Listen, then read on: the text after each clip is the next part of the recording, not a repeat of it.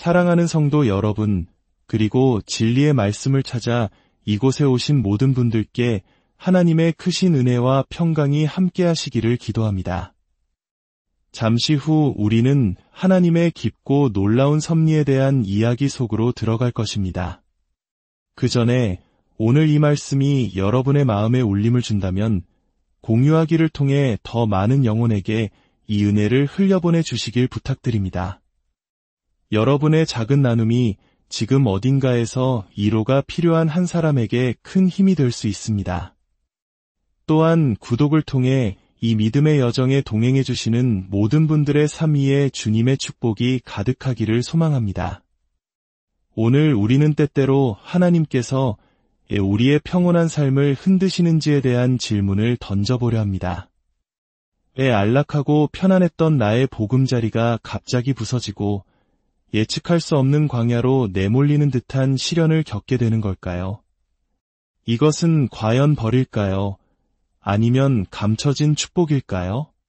이 깊은 질문에 대한 답을 성경 속 위대한 비유를 통해 함께 찾아가 보겠습니다. 구약 성경 신명기 31장의 말씀입니다. 모세는 이스라엘 백성에게 이렇게 선포했습니다. 여호와께서 그를 황무지에서 짐승이 부르짖는 광야에서 만나시고 호위하시며 보호하시며 자기의 눈동자같이 지키셨도다.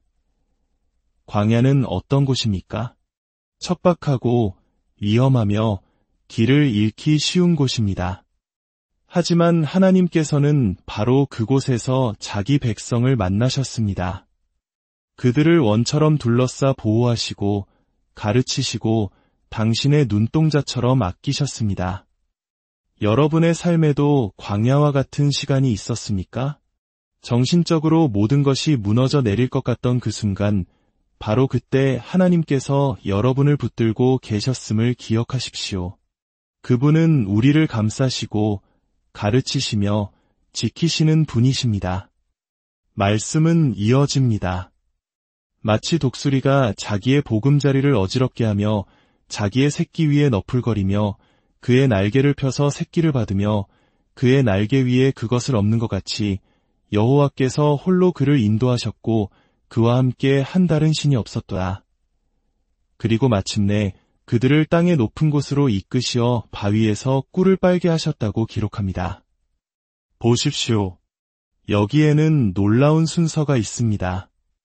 먼저 보금자리를 어지럽게 하는 시련이 있습니다. 그리고 그 후에야 땅의 높은 곳에 오르는 새로운 차원의 축복이 찾아옵니다. 오늘 저는 이 말씀을 통해 깨어진 둥지의 축복이라는 주제로 여러분과 은혜를 나누고자 합니다. 성경 속 욥의 이야기를 떠올려 봅시다. 욥기 29장에서 그는 자신의 가장 빛나던 시절을 회상합니다. 가족과 재산, 건강 모든 것이 완벽했던 시절. 그는 마치 버터를 바른 듯 모든 일이 순탄하게 풀렸다고 고백합니다. 그가 손대는 것마다 황금으로 변하는 듯했습니다. 그리고 그는 스스로에게 이렇게 말했습니다. 나는 내 둥지에서 죽을 것이다. 나는 이 평안함 속에서, 이 안락함 속에서 내 생을 마감할 것이라고 선언한 것입니다. 바로 그때 하나님께서 그의 말을 들으셨습니다. 그리고 욥에게 깨어진 둥지의 축복이 무엇인지 가르쳐주기로 결정하셨습니다. 둥지는 무엇입니까? 둥지는 우리가 쉬고 피할 수 있는 아늑하고 편안한 장소입니다. 태어나기에 더없이 좋은 곳입니다. 모든 새와 동물들이 둥지를 짓는 이유는 단 하나, 자신들의 새끼들이 안전하고 멋진 환경에서 태어나 자라게 하기 위함입니다. 어느 날 모세는 광야에서 하늘을 올려다보다가 한 장면을 목격합니다. 어미 독수리가 자신의 둥지를 마구 헤집고 있는 광경이었습니다. 편안하게 잠자던 아기 독수리들은 어미의 날갯짓에 이리저리 밀려나 둥지 가장자리, 낭떠러지 끝으로 내몰리고 있었습니다. 그 모습을 본 모세는 영감을 받아 펜을 들고 이스라엘을 향한 위대한 설교를 기록하기 시작했습니다. 독수리가 그 둥지를 어지럽게 함같이 하나님께서 이스라엘을 다루실 것이다. 이 비유를 더 깊이 이해하기 위해 우리는 독수리의 생태를 살펴볼 필요가 있습니다. 암컷 독수리가 자신의 짝을 고르는 방식은 매우 흥미롭습니다. 그녀는 매우 까다롭습니다. 자신의 짝이 될 자격이 있는지 확인하기 위해 여러 단계의 시험을 거치게 합니다. 먼저 암컷 독수리는 나뭇가지 하나를 물고 약 4,500m 상공으로 날아오릅니다. 자신에게 구애하는 수컷 독수리가 따라오면 그 앞에서 나뭇가지를 떨어뜨립니다. 마치 날개를 접고 팔짱을 낀 채 자, 이제 내 차례야 라고 말하는 듯합니다. 수컷은 그 의도를 깨닫고 시속 300km가 넘는 속도로 급강하여 나뭇가지가 땅에 닿기 직전에 낚아채 암컷에게 다시 가져다 줍니다. 첫 번째 시험을 통과하면 암컷은 더 큰 나뭇가지를 물고 이번에는 더 낮은 고도인 약 1500m 상공으로 날아갑니다. 고도가 낮아졌기 때문에 나뭇가지는 훨씬 더 빨리 떨어집니다. 수컷은 더 빨리, 더 필사적으로 날아야만 합니다. 더 큰 나뭇가지의 무게 때문에 이제 수컷은 땀을 흘리기 시작합니다. 마지막 시험이 남았습니다. 암컷은 거의 작은 나무에 가까운 아주 크고 무거운 나뭇가지를 물고 불과 150m 상공으로 날아갑니다. 그리고 그것을 떨어뜨립니다.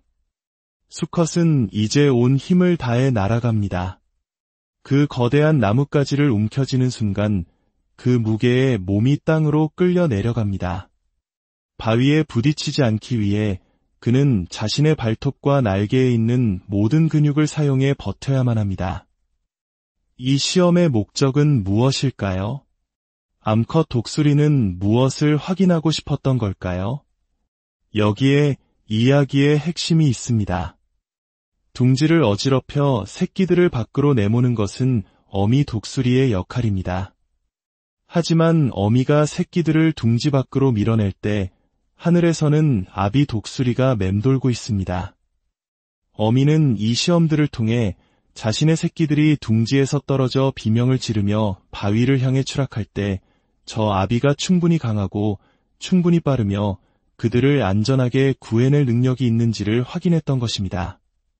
사랑하는 여러분, 오늘 이 자리에 여러분의 삶이 흔들리고 둥지가 부서져 끝없이 추락하는 것처럼 느끼는 분이 계십니까? 발밑의 바위가 점점 더 가까워지는 것 같아 두려움에 떠는 분이 계십니까? 기억하십시오. 여러분에게는 여러분이 추락하는 속도보다 더 빨리 날 수 있는 아버지가 계십니다. 여러분은 넘어질 수는 있어도 결코 파괴되지 않을 것입니다. 내던져질 수는 있어도 궁극적으로는 여러분을 붙드시고 구원하시며 있어야 할 높은 곳으로 데려가시는 하나님의 사랑의 팔을 발견하게 될 것입니다. 그러니 낙심하지 마십시오. 하나님은 여러분에게 나는 법을 가르치시기 위해 여러분의 둥지를 부수십니다.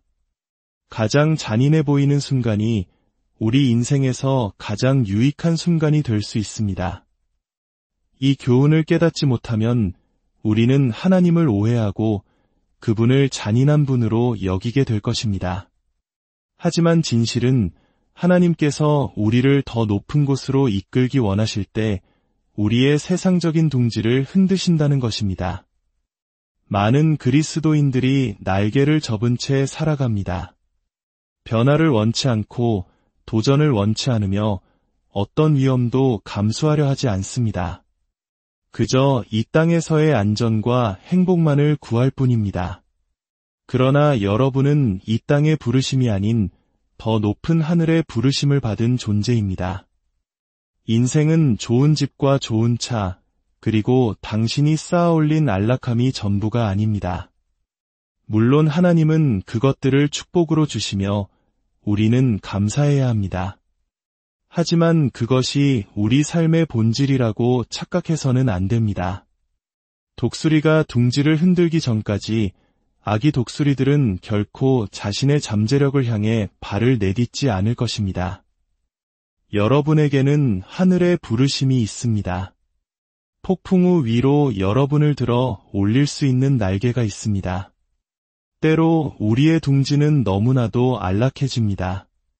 어떤 분들은 지금의 자리가 너무 편안해서 성경을 읽을 필요도, 기도할 필요도 느끼지 못할지 모릅니다. 나는 자수성가한 사람이야, 내 힘으로 모든 것을 이뤘어라고 생각할지도 모릅니다. 하지만 인생은 언젠가 당신의 그 작은 둥지를 흔들어 놓을 것이고, 당신은 이전과는 비교할 수 없을 정도로 주님을 필요로 하게 될 것입니다. 그때 비로소 당신은 깨어진 둥지의 축복을 발견하게 될 것입니다. 우리가 자녀들을 모든 어려움으로부터 보호하고 싶어하는 마음과 같습니다. 그들이 아무것도 부족함 없이 아무런 고생도 겪지 않기를 바랍니다. 하지만 한번 생각해 보십시오. 지금의 당신을 만든 것은 무엇입니까? 바로 당신이 겪었던 고난과 역경, 눈물과 포기하고 싶었던 순간들이 아니었습니까? 하나님께서는 때로 우리 자녀들의 둥지를 흔드십니다. 그들이 다시 무릎 꿇고 부모로부터 들었던 신앙이 거짓이 아니었음을 하늘에 계신 하나님이 살아계시며 그분의 자녀들을 위해 승리를 예비하셨음을, 그리고 나 자신의 힘만으로는 결코 살아갈 수 없음을 깨닫게 하시기 위함입니다. 어미 독수리는 둥지를 완전히 해체하지는 않습니다. 그저 불편하게 만들 뿐입니다. 둥지를 채우고 있던 부드러운 털과 가죽을 걷어냅니다. 이제 남은 것은 앙상하고 뾰족한 나뭇가지들 뿐입니다. 그 나뭇가지들이 아기 독수리들의 연약한 살을 찌릅니다. 그 순간 아기 독수리들은 자신에게 두 가지 선물이 있다는 사실조차 알지 못합니다. 바로 날카로운 발톱과 거대한 날개입니다. 호화롭고 안락한 펜트하우스 같은 둥지 안에서는 결코 자신이 가진 것을 알 수 없습니다. 편안함과 안락함 속에 머무는 한 우리는 자신의 잠재력과 은사를 발견할 수 없습니다. 그러나 어미가 그곳을 헤집어 놓자 아기 독수리들은 처음으로 자신의 발톱을 사용하여 나뭇가지를 꽉 붙잡고 서는 법을 배웁니다. 어미 독수리는 알고 있습니다. 새로운 세대가 날기 전에 먼저 무언가를 위해 굳건히 서는 법을 배워야 한다는 것을, 도덕을 위해, 인격을 위해, 정직함을 위해, 그리고 하나님의 말씀을 위해 서는 법을 배워야 합니다. 다른 아무도 그렇게 하지 않을지라도 홀로 서는 법을 배워야 합니다. 무언가를 위해 서지 않는다면 당신은 어떤 것에도 쉽게 넘어질 것이기 때문입니다.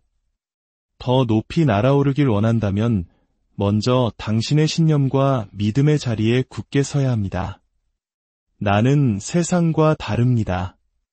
나는 당신들의 가치관을 따르지 않습니다. 나는 거룩함을 위해, 의로움을 위해, 주님을 위해 섭니다. 그리고 나는 그것을 부끄러워하지 않습니다. 이렇게 선포할 수 있어야 합니다. 때로 우리의 지성과 교만이 우리를 눈멀게 합니다. 이 성경 말씀이 어리석게 느껴질 때가 있습니다. 그런 당신에게 예언합니다.